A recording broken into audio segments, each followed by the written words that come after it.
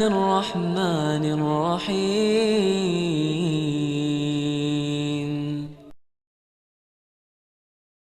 Kalau nanti kamu melihat orang tuamu punya salah, nak, tolong jangan kau benci mereka, nak. Karena manusia mana yang bisa memilih takdirnya? Andai aku bisa memilih takdir, aku memohon kepada Allah, aku dilahirkan dari keluarga Rasul. Aku dilahirkan memiliki ayah seperti Abu Bakar As-Siddiq. Aku dilahirkan memiliki ayah seperti Umar Ibn Khattab yang langkahnya mengusir iblis. Andai aku bisa memilih, aku pengen jadi anaknya Utsman bin Affan yang hartanya sampai detik ini memiliki rekening di Madinah.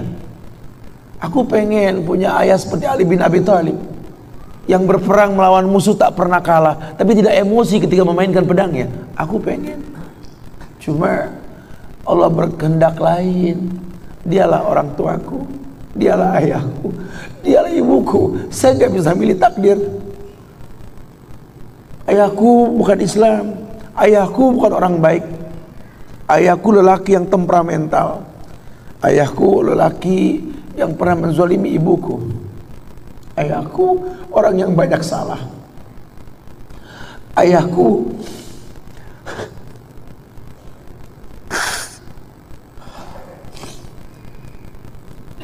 orang yang punya masa lalu, ayahku orang yang tidak sempurna.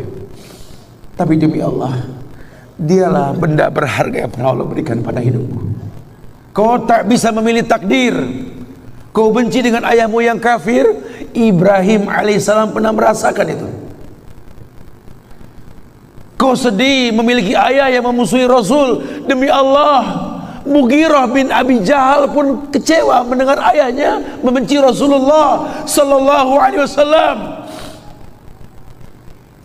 Kau kecewa dengan ayahmu, nak? Khalid bin Walid pun pernah kecewa karena punya ayah Walid bin Mughirah, orang yang mengganggu dakwah Rasulullah sallallahu alaihi wasallam. Tapi lihat, kita punya Allah Ar-Rahman Ar-Rahim. Orang yang kecewa dengan masa lalunya Allah jadikan penghuni surga. Lihatlah Allah. Jadilah orang yang maju, orang yang muhafazatu ala salafis salih wal jadidil aslah, orang yang mengambil kesimpulan dari masa lalunya untuk kebaikan yang akan datang. Orang yang enggak pernah mengeluh dengan takdir. Makanya Nabi mengatakan, Allahumma inni a'udzubika min ilmin la yanfa, wa min qalbin la yakhsha, wa min nafsin la tasba, wa min da'watin la yustajabu laha. Nabi selalu minta ini karena dia terlahir di keluarga yang tidak memahami Islam. Tapi dia gak pernah mengeluh dengan takdir. Kenapa? Karena hidup ini wa matasya'un illa Masya Allah. Hidup ini kata Allah, manusia cuma punya mau, Allah yang berkehendak. Ajarkan seperti itu. Apa kamu sadar ayahmu lelah merantau mencari rezeki, meninggalkan keluarganya? Nanti kalau kau jadi orang tua baru kau paham sedihnya meninggalkan keluarga. Tidak melihat perubahan fisikmu mulai tumbuh, nak. Canda tawa waktu yang tak berulang. Sedih, nak, ketika mendengar kata-kata indah, lantar jial ayyamul lati maudat. Sedih, nak. Hari nak mungkin kembali, masa kanak-kanakmu hilang. Ayahmu gak menyaksikan masa kanak-kanakmu karena kewajiban mencari rizki. Demi Allah, nanti kau akan rasakan, lah. Ketika kau rasakan itu, kau akan menyesal. Tangismu, air matamu di atas pusara ayahmu. Temui mereka, temui mereka, ambil tangannya, cium, rasakan dong kulit orang tua kita, supaya kita tahu bahwa kita punya mereka. Harapan masih jelas. Tidak ada yang sulit di atas muka bumi ini kalau ridho orang tua kita miliki. Orang tua yang betul-betul ingin menjadi pemenang, ayah yang betul-betul sukses, dia akan cetak anaknya untuk menjadi anak yang sadar bahwa orang tuanya makin hari makin lemah, bukan makin kuat. Sehingga prinsip hidup dalam hidupnya Tidak mungkin pulang kampung menemui mereka sebelum sukses, dia buang jauh-jauh. Orang tuamu tidak butuh kamu sukses. Orang tuamu tidak butuh kamu jadi orang hebat. Sehebat apapun kamu dengan kesuksesanmu, dengan namamu yang besar di mata manusia, usiamu yang tua di mata keluargamu, demi Allah, kau bocah kecil di hadapannya. Temui mereka,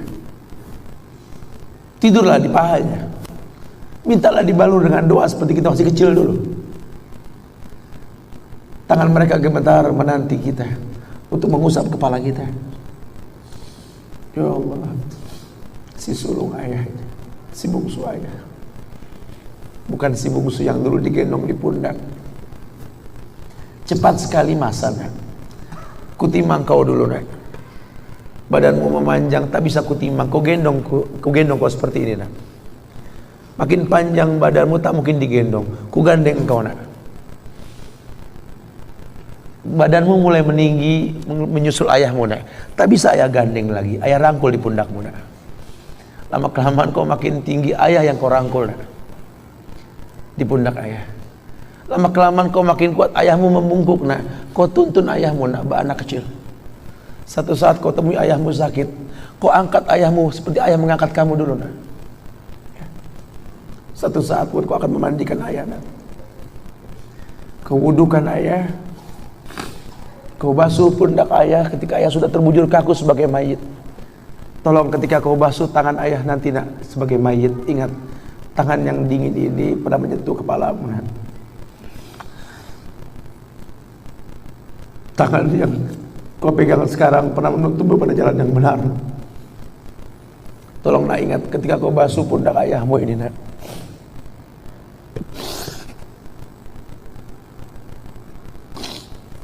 Kau pernah ada di pundak ayahmu, nak. Dagumu di pundak ayahmu, nak. Ketika ayah tak berani melihat ke belakang, kau tatap ke belakang, nak. Masa cepat sekali meninggalkan kita. Jelaskan sama mereka bahwa itu pasti terjadi. Wa kullu nafsin za'iqatul maut. Dan setiap yang hidup pasti didatangi oleh kematian. Akan datang itu, nak. Tapi tolong jangan kau iringi mayit ayahmu dengan tangis penyesalan, nak. Menangis